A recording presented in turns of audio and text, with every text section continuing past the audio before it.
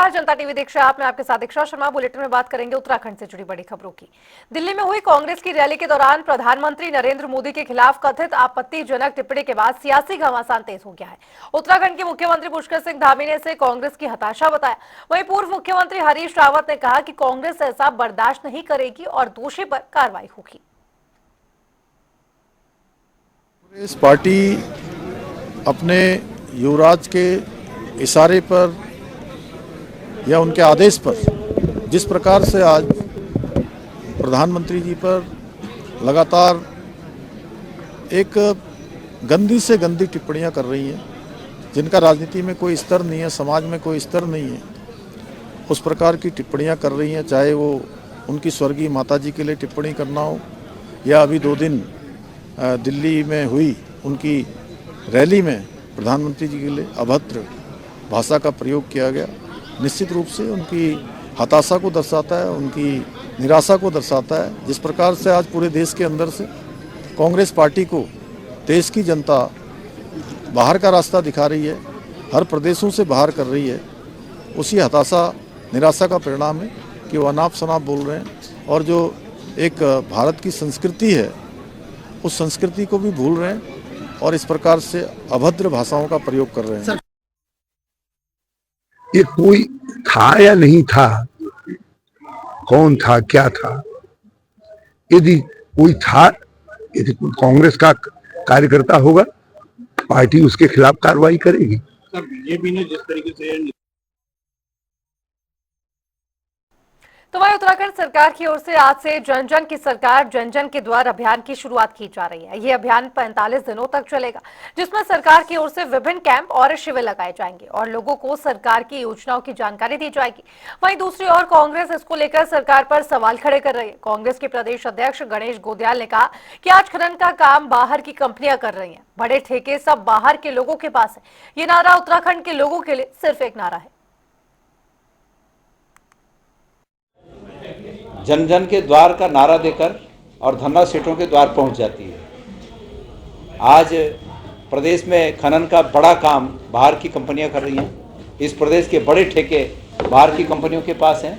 तो ये नारा हमारे उत्तराखंड के लोगों के लिए सिर्फ नारा है और बाहर के लोगों के लिए वारा न्यारा है।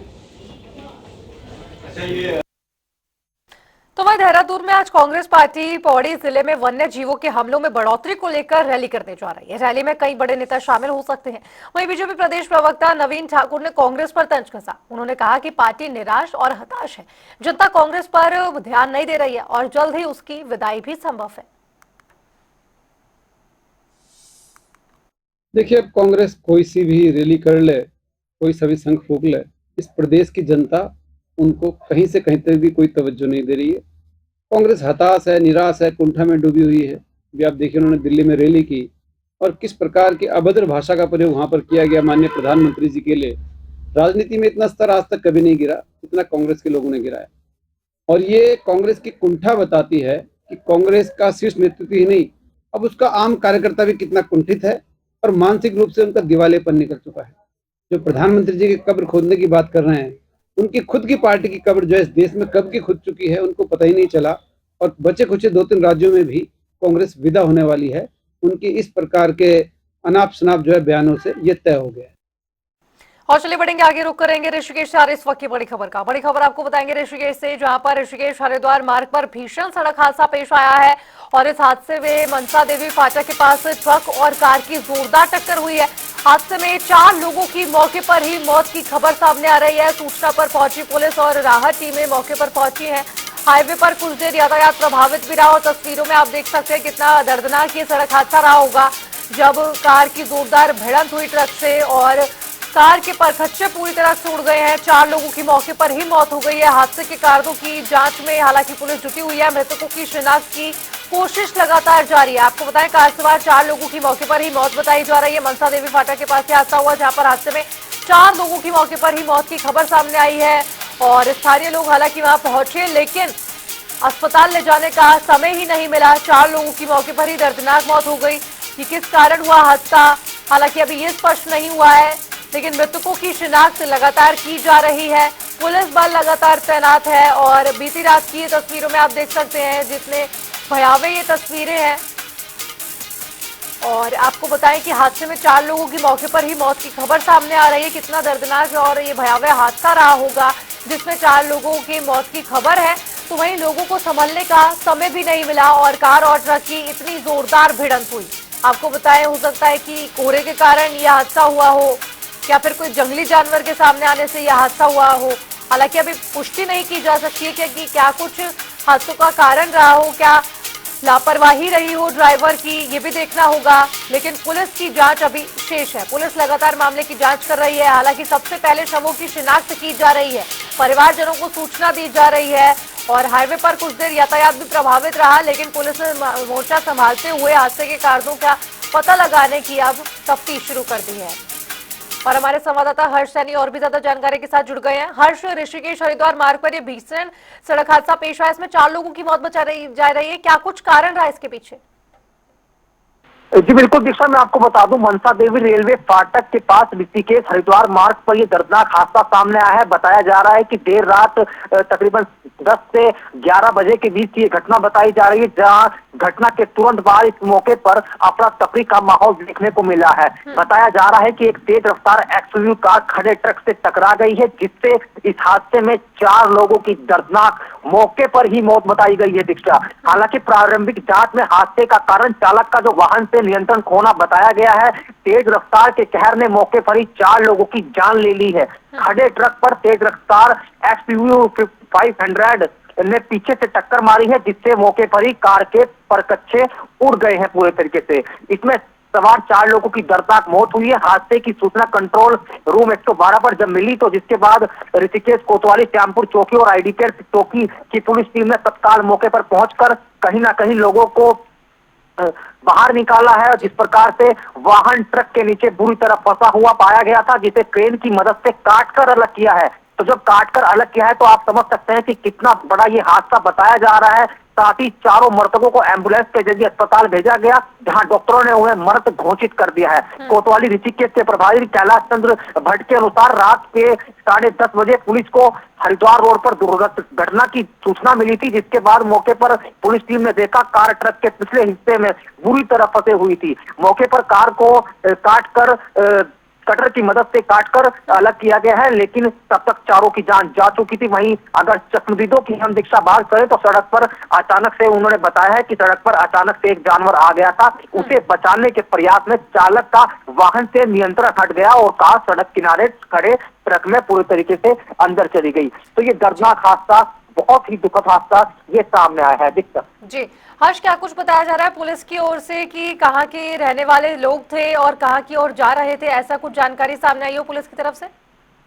जी बिल्कुल, पुलिस लगातार इस मामले की जांच पड़ताल में जुटी हुई है। हालांकि अभी तक इस मामले में स्थिति स्पष्ट नहीं हो पा रही है, लेकिन पुलिस का ये कहना है कि जल्द ही कुछ समय बाद इस पूरी जो ये घटना हुई है, साथ ही जो ये मृत लोग हैं, इनके पूरे परिवार के जो नाम है वो उजागर पूरे तरीके से कर दिए जाएंगे। जी हर्ष, लेकिन जिस तरीके से आपने बताया कि किसी जंगली जानवर के आने के बाद नियंत्रण खोया, कहीं ना कहीं सवाल खड़ा होता है, क्योंकि वन्य जीवों की घटनाएं लगातार सामने आ रही है, फिर चाहे वो सड़क पर आने की बात ही क्यों ना हो। तो ऐसे में प्रशासन और सरकार द्वारा क्या कुछ ठोस कदम उठाए जा रहे हैं?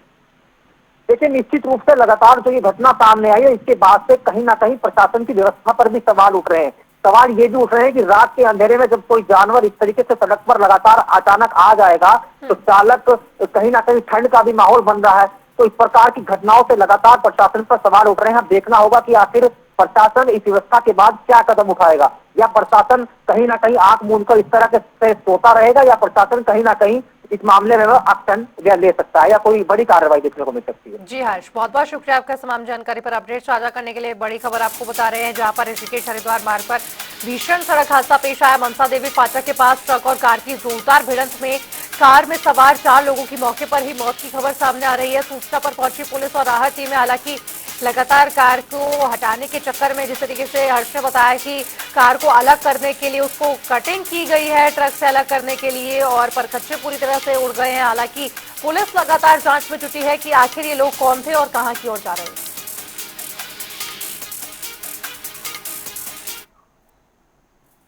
तो वही देहरादून में अवैध अतिक्रमण को लेकर प्रदेश सरकार सख्त है। उत्तराखंड हाईकोर्ट ने बिना नोटिस ध्वस्तीकरण पर रोक लगाई है और मुख्य सचिव को व्यक्तिगत तौर पर पेश होने के लिए कहा है।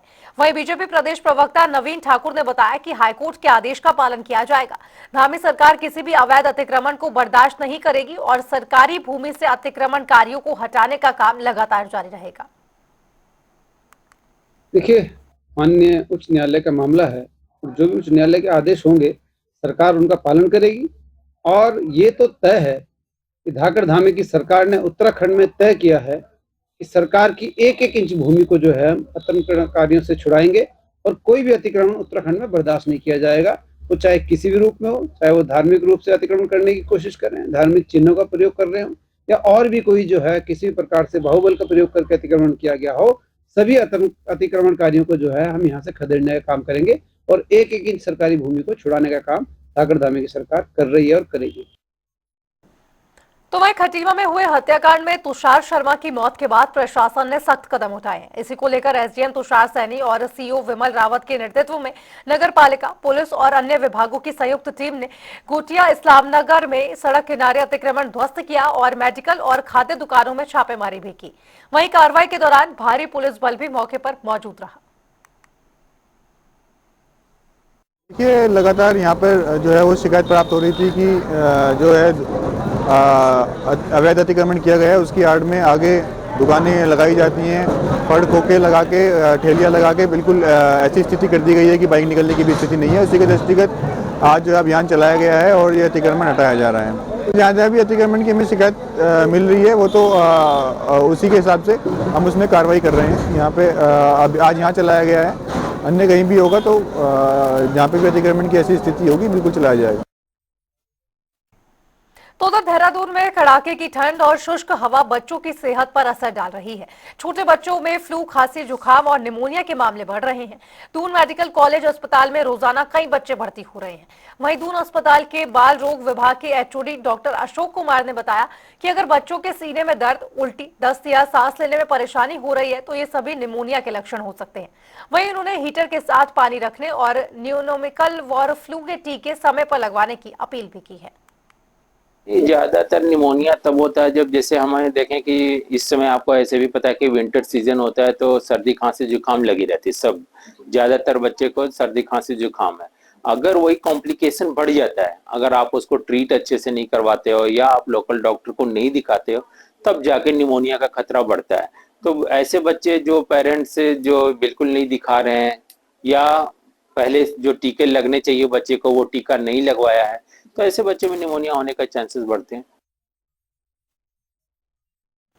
तो वही आपको बताएं, इस वक्त की बड़ी खबर का रुख करेंगे खटीमा से आ रही इस वक्त की बड़ी खबर आपको बताएंगे, जहां पर लोहियाहेड़ रोड पर भीषण सड़क हादसा पेश आया है। आपको बताएं खटीमा से इस वक्त की बड़ी खबर, ओवरलोड डंपर ने बाइक सवार को कुचला है और हादसे में बाइक सवार युवक की मौके पर ही मौत की खबर सामने आई है। मौके पर से डंपर चालक वाहन छोड़कर फरार हो गया है। मामले की तलाश में लगातार पुलिस जुटी हुई है। हालांकि स्थानीय लोगों ने घायल को अस्पताल में भी भर्ती कराया, जहां पर उसे मृत घोषित कर दिया गया है और मामले की तलाश की जा रही है। खटीमा से इस वक्त की बड़ी खबर आपको बता रहे हैं, जहां पर लगातार ओवरलोड डंपरों का कहर देखने को मिल रहा है और ओवरलोड डंपर ने बाइक सवार को कुचलाया। हादसे में बाइक सवार युवक की मौके पर ही मौत की खबर सामने आ रही है। हालांकि पुलिस लगातार जांच में जुटी है कि आखिर कौन था वो डंपर चालक।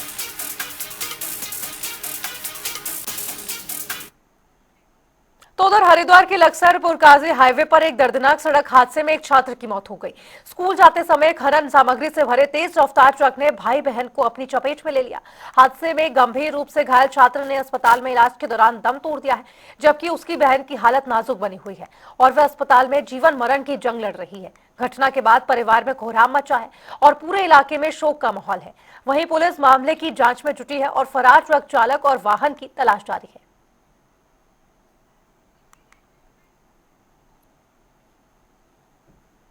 तो उधर उत्तराखंड के निचले इलाके में कोहरा दिखा है, जिसका सबसे ज्यादा असर देहरादून, हरिद्वार और उधम सिंह नगर में दिखा है। इसके अलावा पहाड़ों में भी पाला और हल्की धुंध दिखाई दी है, जिससे सुबह शाम ठंड बढ़ गई है।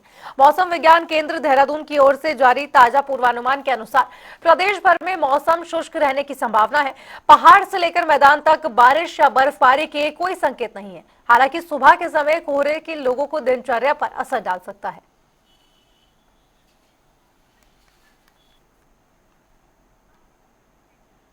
और चले बढ़ेंगे आगे, रुक करेंगे हरिद्वार से आ रहे इस वक्त की बड़ी खबर का। बड़ी खबर आपको बताएंगे हरिद्वार से, जहां पर हरकी पौड़ी पर ठंड और कोहरे का कहर लगातार जारी है। धुंध की चादर में लिपटा है गंगा घाट। ये बड़ी खबर आपको बता रहे हैं। घना कोहरा होने से विजिबिलिटी बेहद कम है गंगा घाट पर। कोहरा और धुंध अपनी चपेट में लिए हुए गंगा घाट को कोहरे और सर्द हवाओं से तीर्थयात्रियों में परेशानी बढ़ गई है। घाटों पर अतिरिक्त सतर्कता प्रशासन ने बढ़ाई है निगरानी अपनी। मौसम विभाग ने ठंड और कोहरे के बढ़ने के अलर्ट जारी किए। ये बड़ी खबर हरिद्वार से बता रहे हैं, जहां पर गंगा घाट में लगातार यात्रियों को और तीर्थयात्रियों को परेशानी हो रही है। हरकी पौड़ी पर ठंड और कोहरे का कोहराम लगातार जारी है। हरकी पौड़ी पर आस्था के साथ ठंड और कोहरे की परीक्षा भी हो रही है। ये बड़ी खबर हरिद्वार से। घना कोहरा होने से विजिबिलिटी बेहद कम है। कोहरे और सर्द हवाओं से तीर्थयात्रियों में परेशानी बढ़ गई है। छोटे बच्चे और बुजुर्ग जो यहाँ आते हैं तीर्थयात्री, उनमें लगातार परेशानी देखी जा सकती है। आपको बताएं, कोहरा जो है लगातार बढ़ता जा रहा है और तापमान में गिरावट लगातार दर्ज की जा रही है। तो उधर देहरादून में रॉटवीलर और पिटबुल जैसे आक्रामक प्रजाति के कुत्तों के लगातार हो रहे हमलों से गंभीरता लेते हुए नगर निगम ने कुत्तों के पालन से जुड़ी नई नियमावली तैयार कर ली है। नगर निगम की ओर से बनाई गई श्वान लाइसेंस उपअवधि 2025 के तहत अब पालतू कुत्ते द्वारा किसी व्यक्ति को काटने की स्थिति में उसके मालिक के खिलाफ प्राथमिकी दर्ज की जाएगी। इसके साथ ही संबंधित कुत्ते को जब्त किए जाने का प्रावधान भी रखा गया है। जो बोर्ड बैठक में भी निर्णय हुआ था और माननीय सुप्रीम कोर्ट के द्वारा भी निर्देश दिए गए हैं कि जितने भी म्युनिसिपल बॉडीज में के एरियाज में जितने भी ऐसे आक्रामक जो पशु हैं, श्वान पशु हैं, उनके संबंध में नियमावली तय हो और नियमावली में फेरोशियस ब्रीड्स को लेकर के विशेष प्रावधान हो। जितने भी ऐसे पशु स्वामी हैं जिनके द्वारा श्वान पशुओं को डोमेस्टिकेट किया जाता है, पाला जाता है, उनके द्वारा जो समस्त सावधानियां बरती जानी है उनके विषय में विस्तृत नियमावली नोटिफाई की गई है।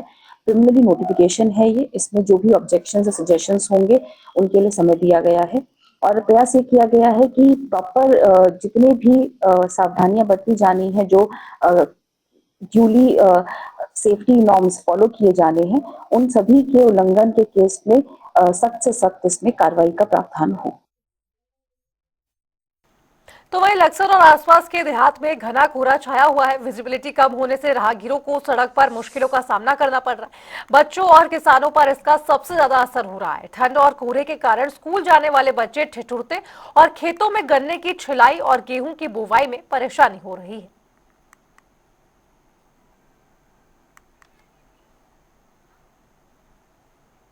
तो उधर हरिद्वार के भल्ला स्टेडियम में 14वीं उत्तराखंड प्रादेशिक पुलिस क्रिकेट प्रतियोगिता का शुभारंभ हुआ। प्रतियोगिता 19 दिसंबर तक चलेगी, जिसकी मेजबानी हरिद्वार कर रहा है। इसमें राज्य के विभिन्न जनपदों की 20 टीमें हिस्सा ले रही हैं। उद्घाटन समारोह में एसडीआरएफ डीआईजी निवेदिता कुकरेती कुमार ने खिलाड़ियों का उत्साह बढ़ाया। वहीं एसएसपी प्रमेंद्र सिंह डोभाल ने फिटनेस और टीम वर्क के महत्व पर जोर भी दिया। आज 16 तारीख से 19 तारीख के बीच अंतर प्रादेशिक क्रिकेट टूर्नामेंट हरिद्वार में आयोजित किया जा रहा है, जिसमें कुल 20 टीमें सम्मिलित की गई हैं। काफी लंबे समय के बाद ये जिन्होंने अभी आपको शानदार बल्लेबाजी से हुआ है और सभी से खेल भावनाओं की अभी बल्लेबाजी आपको देखने को मिली स्टार्ट हुआ है। और मैं उम्मीद करता हूँ कि जो नई खेल प्रतिभाएं हैं वो इससे निकल के बाहर आएंगी। और जैसे देखिए, ये 20 टीमें हैं टोटल जो राज्य भर से इसमें पार्टिसिपेट कर रही हैं और ये 3 दिवसीय टूर्नामेंट है। ये 14वीं इसकी जो है क्रिकेट प्रतियोगिता है और मैं आशा करती हूँ आज हरिद्वार और चमोली के बीच में पहला मैच है। इसका ये एक वो रहा है कि हम लोग स्पोर्ट्स में जो है सभी टीम्स जो हैं अलग अलग तरीके के स्पोर्ट्स होते हैं, तो इस बार हरिद्वार क्रिकेट की मेजबानी कर रहा है जिसमें कि 20 टीम पार्टिसिपेट कर रही है। ठीक है, थैंक यू। तो वहीं देहरादून में एसएसपी अजय सिंह के निर्देश पर पुलिस ने शहर और देहात में देर रात व्यापक चेकिंग अभियान चलाया। सीमावर्ती चेकपोस्ट, रेलवे स्टेशन, बस स्टेशनों और भीड़-भाड़ वाले इलाकों में टीमों ने सघन जांच की। डॉग स्क्वाड और बम डिस्पोजल टीम की मदद से 3,799 वाहनों और 4,981 लोगों की जांच की गई। इस दौरान एसएसपी ने कहा कि सुरक्षा और संदिग्धों की तलाश के लिए अभियान लगातार जारी रहेगा।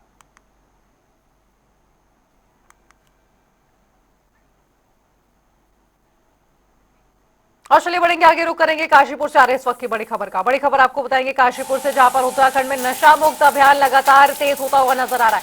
ये बड़ी खबर आपको बता रहे काशीपुर से, जहां पर एसएसपी मणिकांत मिश्रा ने बड़ी कार्रवाई की है। काशीपुर पुलिस और एसओजी का